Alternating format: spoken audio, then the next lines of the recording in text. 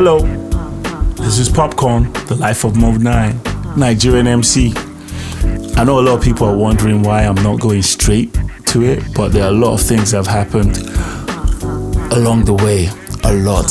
So I'll be dabbling back and forth into those little stories here and there. But where we stopped at a point where I won 3 Channel O Music Video Awards. You know, rolling with question mark. It was a good thing. If I was given the choice to go back in time and see what I'll do it again, I'll do it again. I'll sign to question mark, because it took me to the next level. So yes, came back from South Africa with 3 awards, and people were paying attention to me. I'm getting shows. I was getting some decent shows, but still under question mark. And I was later, that year I really traveled in 2006. I did a lot of traveling. I went to Germany. I did a tour with Idris Abdul Karim, Rugged Man, African China. Went to Germany, went to 5 cities in Germany. That's where I met Jay Routledge. I met my boy George Mills, and also DJ Grizzly Adams. He's just Grizzly Adams, and I built a friendship with these guys, and we're still doing stuff with each other. I still go to Germany. That friendship that I built has hooked me up several times. I opened for Killer Priest in Berlin, and that was because of these guys that I met when I went to Germany in 2006.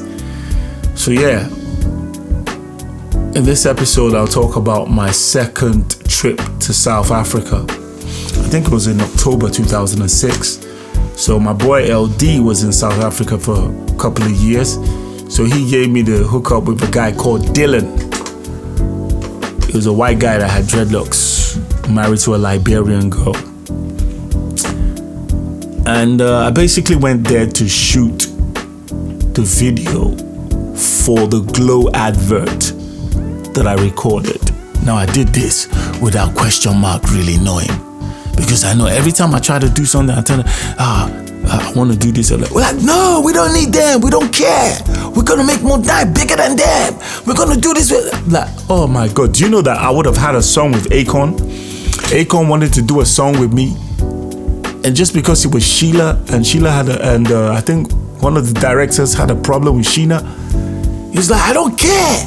I don't care. We don't care. Modenine is going to do big songs. Oh boy. Me, I was just in the corner saying, please, just agree now so I can do a song with AKON. I'm locked up, won't let me out. I could have been the one to do that. But instead it was ego. Like, man, ego is crazy, man. So yeah, that's how that went under the bridge. No song with AKON. So I was like, this one, I ain't gonna tell them, because if I tell them, they're gonna say, no, we don't care. So no, I just kept it to myself. This is how it happened. I was just minding my own business. I almost wanted to start it like a Smack Murder Mook battle format. I was chilling. I got a call from Smack. No, I didn't get a call from Smack. I got a call from DJ T. Now, DJ T was doing some work for, I think it was Rosabelle, the advert agency that Glow was using. So I think they were in the office. They were talking, we need someone to come and write a rapper, blah, blah, blah, and do this. I think they mentioned another rapper, and DJ T said, no, call Modenine. So my phone rang, and it was DJ T. I was way on the island, and Rosabelle, everybody knows. Okay, for those who don't know, Rosabelle is around, when you get to Ikeja roundabout, it's on your right. Well, if you're coming from the island, it's on your right. You come from Echo FM, it's on your right. So DJ T told me, you better jump on a bike. That's the only way you're gonna get here on time. Jump on a bike from the island to the mainland, because there was traffic. He said, jump on a bike, you have to be here now. I was like, this has to be important. And you know, DJ T don't mess around, man. Like, I was like, okay. So I jumped on a bike, weaving through traffic, and I had my cap on. So some people in cars would just look at me. They'll look at me and they're like, see Modenine. Mind you, I'd won 3 Channel O Music Video Awards, and I was weaving through traffic on an Okada. So yeah, I finally got there. When I got there, DJ T just said, listen, they need to, they're gonna do this advert, and I want you to write the rhymes. What is it about? It's a Glow advert. I know somebody who works for Glow. But then this is what agencies do. This is what agencies do. You know, they hook it up. So I saw, you know what? They wanted me to voice it, and they told me how much they were gonna pay me. Good money, man. I'll just voice it. Who cares? Just voice it and go about my thing. Because I had a show, a Star Trek show, and I think it was one of these shows. Young Jock, I think it was a Young Jock. Young Jock was coming to perform, and I was on the bill. So I was gonna go for the press conference, and press conference was somewhere around Costain, MBL.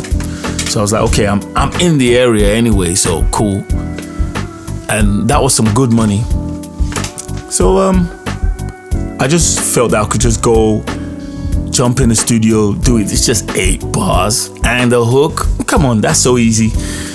So it was an older guy that wrote the lyrics, and when I read it, I wanted to laugh, man. My sides just split open like, what the hell is this? This doesn't even rap. The guy just said, you know me, I'm just a copywriter. I don't know. I just know the information that they need to do the rap. I am not a rapper. I'm not even a poet. I just wrote down what we need. Like, I said, you did well, but don't worry, leave it to me. I know exactly what to write. I walk around with a smile on my face, cause I run things at my own pace. I just quickly wrote it. It took me less than, I wrote it in the cab on the way to the studio. Shout out to Bengawe. Bengawe was there. He was the guy that was managing Remedies back in the day. So he was working for that agency too. So I just wrote it quickly. They probably were hyping me to the South African guy that was in Roosevelt. They were hyping me like, man, that guy is a dope rapper, blah, blah, blah, this, blah, blah, blah. Shout out to DJ T. So we got to the studio. The studio was around Alade Market. It wasn't far from Roosevelt. It's probably, if there's no traffic, it's less than 4 minutes. Less than 4 minutes, no traffic. But of course, there's a bit of traffic.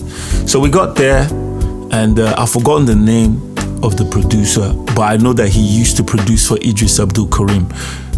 In one of the later podcasts, I'm gonna find out his name, and I'm gonna insert his name, because I have to give that guy props, man. That guy he's on point. So we got to his studio, and then told him, he said, well, what does the chorus look like? This is my world, I rule, I rule. This is my world, I run things. This is my world. Okay, cool. He just played something. There was a girl in the studio, and she did a hook. And then when she finished that one, we did 2 versions. I did my rap, and then she did a hook. And the second one, I did the rap hook. Just as I was finishing, just the last part, this is my world, I rule, I run things, just the end of the chorus, I just saw like 5 people walk into the room. It was from Roosevelt and a couple of other guys, Niger guys, and Bengawe. No, Bengawe was already with us. I think it was some other guys. Okay, so they came in and they were like, you finished? I was like, yeah, I finished. The white guy was like, yeah, so he was surprised. He was just looking at me like, you finished? I was like, yeah. I mean, the producer, he didn't even take him time to make the beat. He just put the drums, played some chords, played the bass and everything, and he was done. Likewise me, I didn't even waste time. It was 8 bars, man, and then a chorus. Come on, man. I was pro. I was a professional. Like, I just finished recording a whole album, man. You don't expect me to waste time trying to do that. I just did it. 1, 2, 1, 2, and I was done. So they listened to it and they loved it. Funny enough, the guys from Roosevelt, they chose the one that had no singing. The one that the girl sang, this is my world. They're like, nah, they don't want that. They want the one that's rap. And I just signed what did I sign? And Bengawe just gave me an envelope with money. I think it was like 200K, 200 grand. It was about 200K. Just for that, I was like, wow, that's the easiest money I've made in a long time. Like, just to do one, 50 rap. In less than 20 minutes, I was done. Just took my 200K and I bounced. So I went for the press conference, you know, at MBL. I was just there, you know, sitting down, drinking a bottle of Star and everything, just enjoying the ambiance. And then guess what? My phone starts ringing. And it's like Benga, where I was like, in my mind, I was like, oh my God, maybe they want to tell me that I should come back to the studio to go and change something. So I was about to say, no, I'm not going to change something. And then he just, I was like, Modenine, where are you? I was like, yeah, I'm here. I said, please, can you come out for just a few minutes? So I left the press conference. They were almost ending the press conference anyway. So I left the place. Then I went outside and I saw him. Then he said, listen, Modenine, I don't know. I just want to run this by you. I want to run this by you. If you're down with it, you can, you know, do it. If you're not, don't worry. It's all covered anyway. He said the white guy from South Africa was wondering whether I could go to South Africa and shoot the video. Now, the only problem is the money they allocated for this is fixed. And they already had a model who was gonna lip sync what I did. They were gonna send my recording to the guy, and the guy was gonna learn it, and he was gonna pretend like he was the one rapping on stage, and that was the initial plan. And the guy was asking whether I could go to South Africa and do that. I'll just look, and then the money wasn't crazy because it was the same amount of money they had allocated for the model. And I just look, win-win, a free trip to South Africa again, a free trip to South Africa, and them taking care of me, and I have this money, this bunch of money in my pocket. It's not crazy, but it's a good amount of money. It's better than the money they pay for shows in Nigeria. So I'm like, hell yeah, but I had to deal with my question mark guys because they could be very erratic when it comes to things like that. So I broke it down for them in a very, very nice way. I broke it down for them, you know. But it was crazy because they still raised hell. They were like, we're gonna sue Glow. Yeah, we don't care, man. We're question mark, we're gonna sue Glow.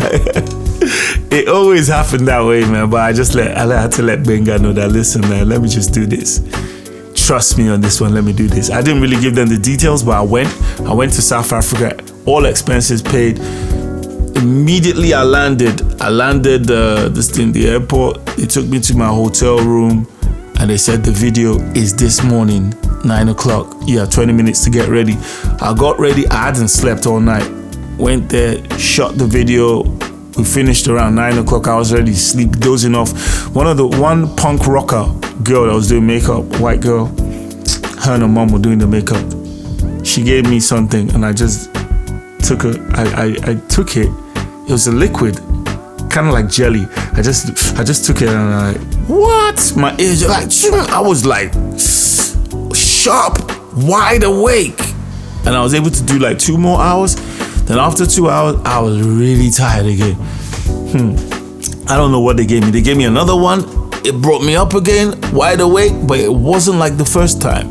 And that's what happens when you're chasing the first high. So we finished the video. Video was nice. And then I went back to my hotel room. I slept with my shoes on. I was so tired. I woke up in the middle of the night, took off my shoes, and guess what? That first day, I don't know who booked the flight, but they booked it that immediately I get to South Africa, I do the shoot. Then I have 4 days. It was 5 days. I was there for 5 days. I have 4 days doing nothing, but they were giving me per diem every day to eat, to feed. I hardly had to spend any money to feed. I only went to an Indian restaurant once. I hooked up with Dylan. I met Herbie. There's a South African rapper, Herbie something. Like, I've forgotten his other name. And he was cool. He was from Zimbabwe, Herbie. And we hung out. We were just chilling, you know, going to different places. Went to a spoken word show. Yeah, it was cool. South Africa was really nice. Went to Moloto. Is it Moloko? Moloko. DJ Waxy was supposed to take me there, but Dylan ended up saying, hey, you want to go to a cool club? don't wear trainers, don't wear Timberland boots, and don't wear a hat. I said, yeah, I have that. I had some native. I had one very nice African wear, so I wore that. And we got there. And guess who I saw there? DJ Waxy. But it's cool. And we're chilling. Pro Kids manager came through, you know. And then they introduced me to one Nigerian guy that deals in Harley. He said he wants me to buy a bike. I was like, man, I'm not a biker, man. But if you give it to me, I'll take it. So yeah, man, this is just my little adventure in South Africa after doing the advert. It was really cool. Went to different clubs, man. Punk rocker club. One of the girls took us there. It was mad. So I went back to Nigeria happy. And after a few days, I had to face my guys. I had to face my guys, man. My guys weren't happy. They were like, you gotta be on point. Yeah! I'll see you guys next week, man. Peace. Popcorn. My life is a movie.